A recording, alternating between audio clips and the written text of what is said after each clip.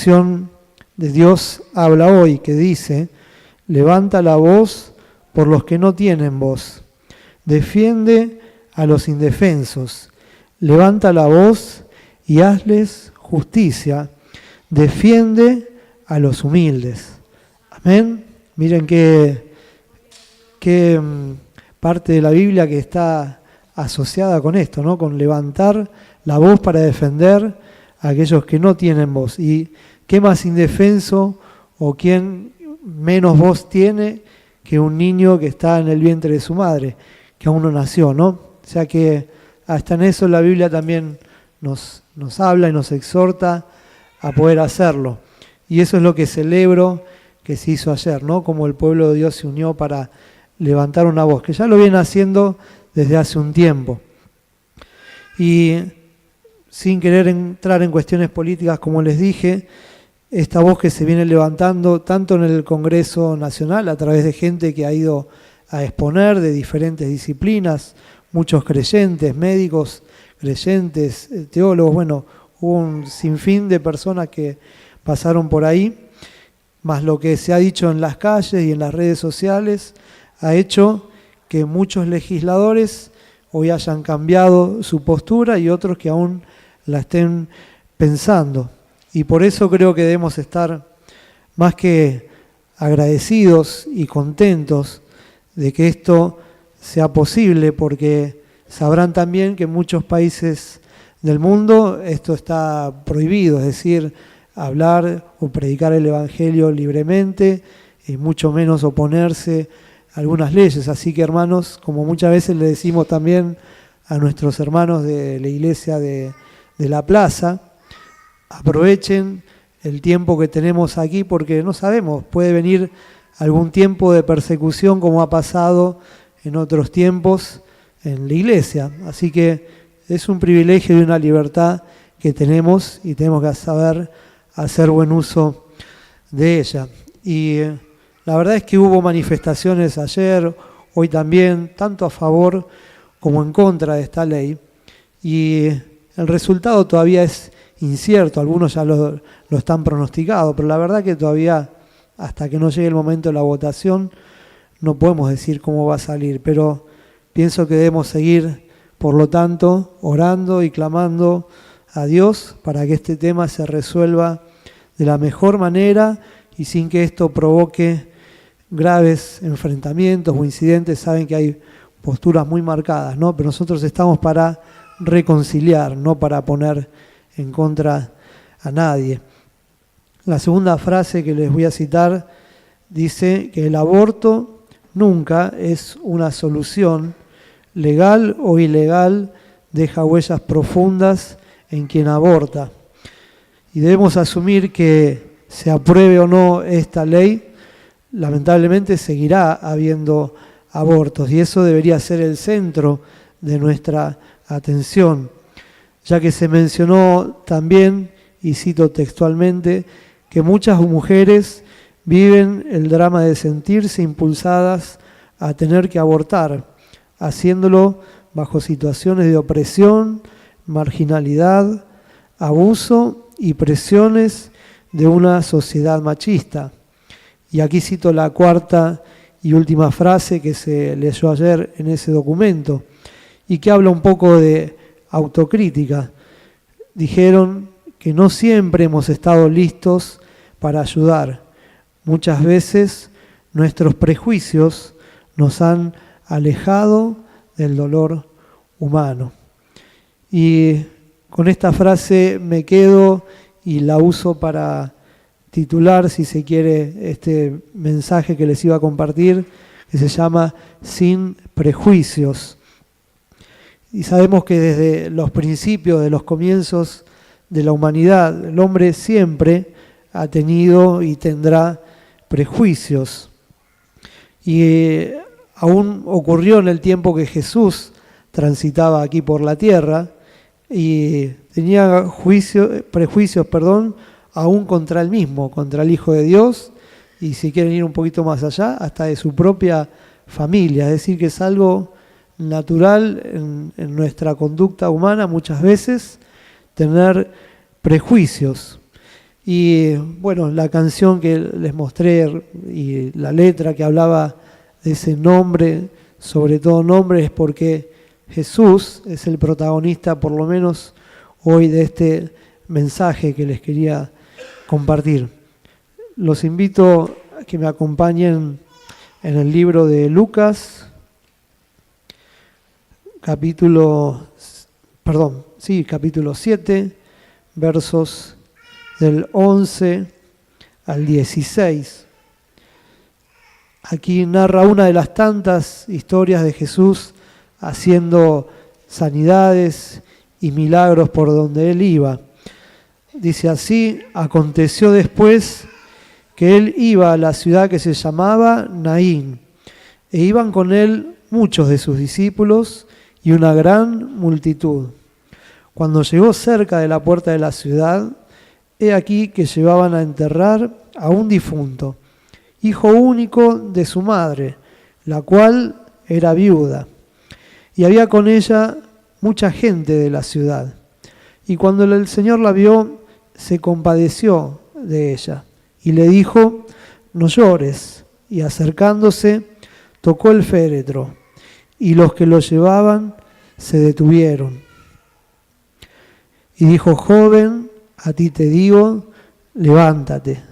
Entonces se incorporó el que había muerto y comenzó a hablar, y lo dio a su madre. Y todos tuvieron miedo y glorificaban a Dios, diciendo: un gran profeta se ha levantado entre nosotros, y Dios ha visitado a su pueblo. Amén. Qué tremendo. Otra resurrección más. Tiene unas cuantas el Señor en su haber. Casi como decía el pastor Abel, y coincide que hoy vino Luis, él es el dador de la vida. Él tiene el poder sobre la vida y la muerte. Amén. Y esto pasó después de que el Señor también había estado haciendo un milagro de sanidad. Recuerden la historia del centurión. Él tenía un siervo enfermo, y este hombre tenía tanta fe que le dijo: no hace falta que venga, solamente da tu palabra y él será sano. Y el Señor Jesús le dijo: la verdad que no había encontrado a alguien de tanta fe, ni siquiera en mi propia tierra, ¿no? Así que lo que iba pasando es que el Señor ya se iba empezando a ser famoso, conocido, requerido por todos lados, pero a la vez empezaba a ser criticado, empezaba a ser acusado, porque a muchos obviamente no les convenía que el Señor viniera a cambiar la vida, a revolucionar la vida de las personas en ese momento. Pero a pesar de todo esto, de las críticas, la persecución, las acusaciones, él no dejaba de pregonar el amor al prójimo y aún a quienes dicen ser nuestros enemigos. Vemos lo que dice en Lucas, capítulo 6, versos 35 al 37. Y dice así: amad pues a vuestros enemigos y haced bien, y prestad no esperando de ello nada, y será vuestro galardón grande, y seréis hijos del Altísimo, porque Él es benigno para con los ingratos y malos. Sed pues misericordiosos, como también vuestro Padre es misericordioso. No juzguéis y no seréis juzgados. No condenéis y no seréis condenados. Perdonad y seréis perdonados. Amén. Tremendas palabras del Señor. Y él sí que era alguien radical, no se guardaba nada y siempre tenía la palabra justa, cortante y eficaz. Tenía respuesta y tiene para todo. Amén. Ahora bien, mientras todo esto sucedía, Juan el Bautista, quien había estado, como decimos, preparando el camino para la llegada del Señor Jesucristo, se encontraba encarcelado, también por acusaciones, también porque estaba molestando y haciendo ruido en la sociedad de ese momento. Y él, estando en la cárcel, envía a 2 de sus discípulos, 2 personas que lo acompañaban, a Juan, y los envía a ver al Señor Jesús cuando se entera de todo esto y a preguntarles si él, es decir, el Señor Jesús, era quien había de venir o tenían que esperar a otro. Y según podemos leer en San Mateo capítulo 11, versos 4 al 6, ahí vamos a encontrar la respuesta de Jesús. Dice así: respondiendo Jesús les dijo: id y haced saber a Juan las cosas que oís y veis. Los ciegos ven, los cojos andan, los leprosos son limpiados, los sordos oyen, los muertos son resucitados, y a los pobres es anunciado el Evangelio, y bienaventurado el que no halle tropiezo en mí. Amén. Sabias y lindas palabras del Señor. Miren todo lo que estaba haciendo en ese momento. Y Jesús continuó enseñando, y aquí viene una parte que creo es la que nos toca a nosotros saber también. Dice en Lucas 7, versos 28 al 30, Señor Jesús hablando les dice: os digo que entre los nacidos de mujeres no hay mayor profeta que Juan el Bautista, pero el más pequeño en el reino de Dios es mayor que él. Y todo el pueblo y los publicanos lo oyeron, justificaron a Dios, bautizándose con el bautismo de Juan. Mas los fariseos y los intérpretes de la ley desecharon los designios de Dios respecto de sí mismos, no siendo bautizados por Juan. ¿Sí? Como hasta el día de hoy, también hay rechazo y hay oposición. No todos van a aceptar al Señor, pero qué bueno esto que dice, que debemos seguir anunciando el Evangelio y que podemos hacer cosas aún mayores de las que algunos de sus seguidores hicieron. Sin embargo, y a pesar de las críticas, de los prejuicios que hagan, debemos seguir anunciándolo, predicando este Evangelio, como ayer levantando la voz. Jesucristo lo hizo y pasaba por todas las aldeas y ciudades anunciando el Evangelio del reino. Como cristianos debemos imitarlo también. Y Él vino a cumplir la voluntad del Padre, ¿sí? No vino para hacerse famoso, sino, como dice en Lucas capítulo 5, versos 31 y 32. Lucas 5, 31 y 32. Respondiendo Jesús les dijo: los que están sanos no tienen necesidad de médico, sino los enfermos. No he venido a llamar a justos, sino a pecadores al arrepentimiento. Amén. Esa era la tarea del Señor y es la nuestra mientras estemos aquí en la tierra. Primeramente adorándole a Él y luego cumpliendo con este mandato de la reconciliación. Y en muchas ocasiones a Él lo rodeaban multitudes y multitudes se querían acercar a Él y obtener beneficios, conocerlo, otras realmente porque tenían necesidades muy complejas, pero Él se interesaba en cada una de las personas, no en las multitudes, sino en las personas. Con lo que Él decía y con lo que hacía, rompía con los moldes, con los esquemas, con las estructuras que tenía la sociedad en ese tiempo y sobre todo de las autoridades políticas y religiosas de ese momento. Y un gran recurso que él utilizó para compartir las buenas nuevas eran las parábolas, ¿sí? y algunos relatos pueden hasta parecer exagerados, pero hacía esto para captar la atención de los oyentes, ¿sí?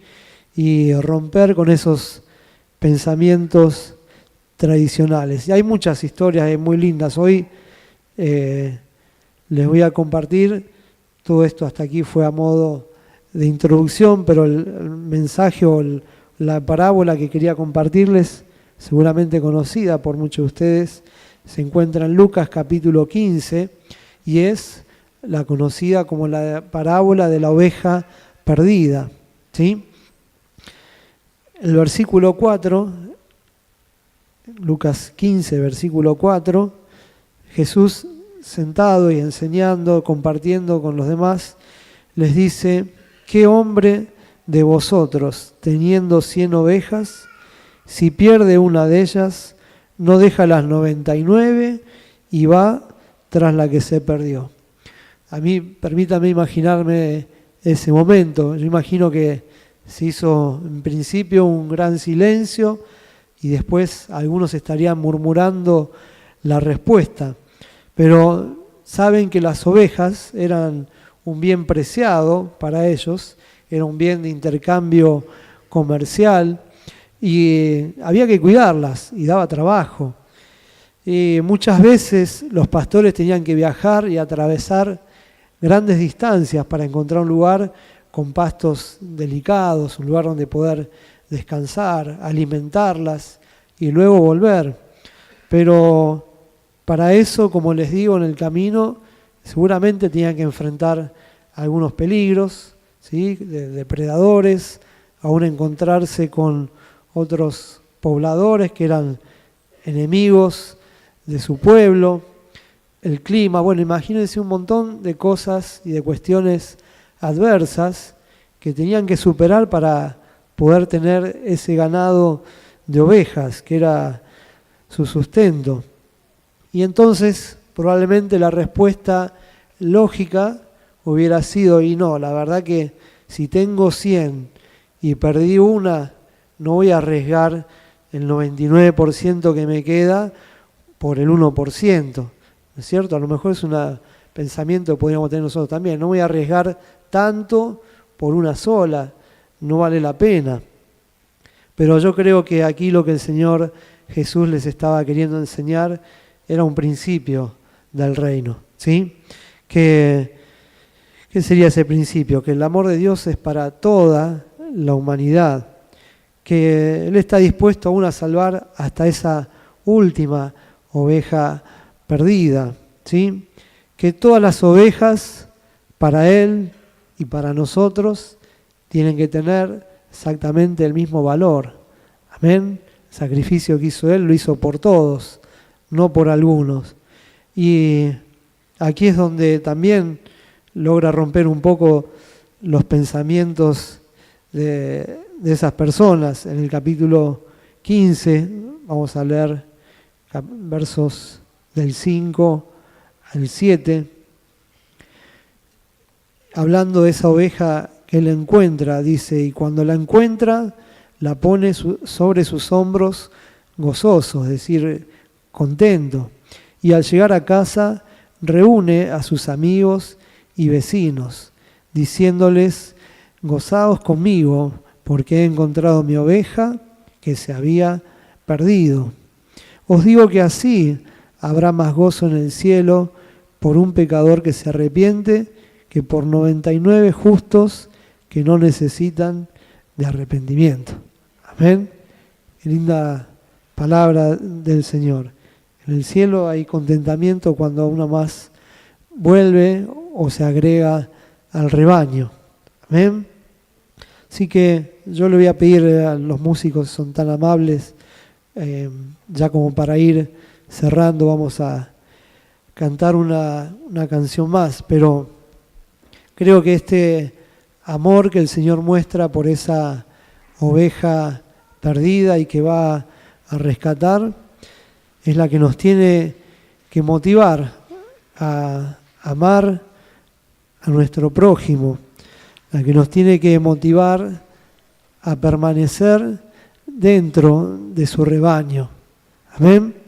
Permanecer bajo el cuidado del buen pastor, ¿sí? Que se ocupa de todas nuestras necesidades y nos conoce perfectamente, como un pastor a su oveja. Y también a ir detrás de aquella oveja perdida que sabemos que está esperando el rescate. Y también amar a aquellos que hoy a lo mejor nos critiquen, nos prejuzguen o estén en contra de anunciar el Evangelio, porque así el Señor lo dijo. Y me quedo con estas palabras de Juan capítulo 14, versos 12 al 14, los que les mencioné en un momento, que dijo: de cierto os digo, el que en mí cree, las obras que yo hago, él las hará también, y aún mayores hará, porque yo voy al Padre. Y todo lo que pidiereis al Padre en mi nombre, lo haré, para que el Padre sea glorificado en el Hijo. Y si algo pidiereis en mi nombre, yo lo haré. Firma Jesús. Amén.